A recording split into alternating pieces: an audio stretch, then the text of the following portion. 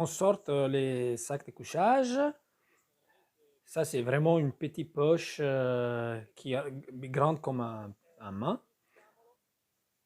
On enfile, on prend le matelas, on va les mettre au milieu des deux sangles, dans deux sangles élastiques, et après on glisse jusqu'au fond. L'opération, c'est pas trop longue. Voilà.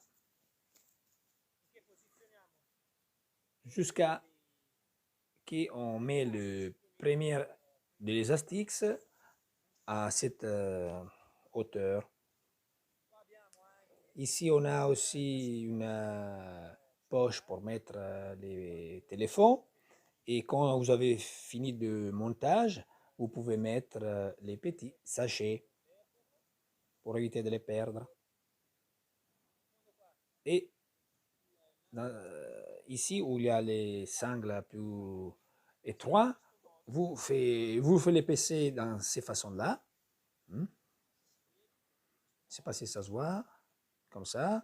Et après, vous tournez et il s'accapelle. Ça, le couchage est prêt. Ça, c'est le détail de la tête. Ici, vous avez deux systèmes de glissage. Vous voyez? Vous pouvez les régler.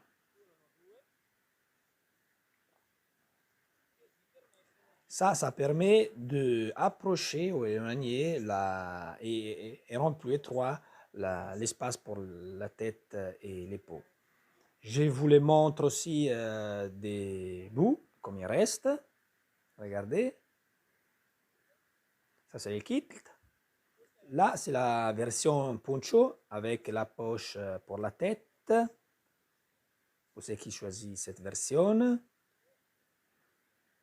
Et vous pouvez, voyez les élastiques, comme il reste à l'intérieur.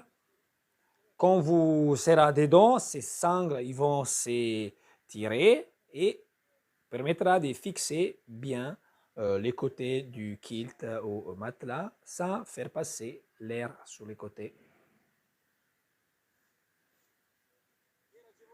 Pour rentrer plus facilement, vous avez ces petits boucles. Et laissez-moi le temps d'enlever les chaussures. Petit bobo.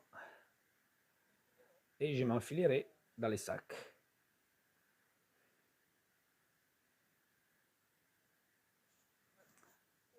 1, 2 et 3.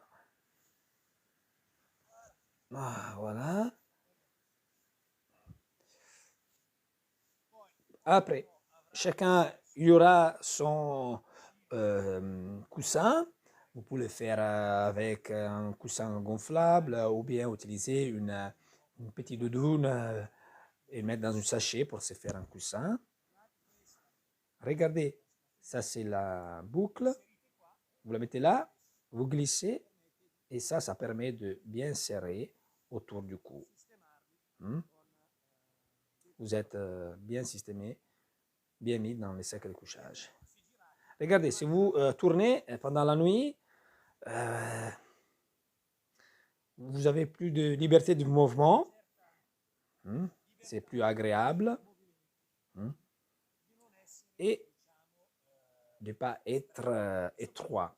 Et surtout, quand vous mettez à côté avec un classique sac de couchage à momie, là, vous avez le dos moitié avec pas beaucoup de plumes, parce que les plumes, ils sont beaucoup moins sur le dos que sur le ventre. Comme ça, si vous dormez à côté, vous risquez de ne pas bien dormir. Et ça, les plumes, ils sont toujours bien réparties où il faut. Et en plus, ce qui fait l'isolation sur le dos, c'est les matelas.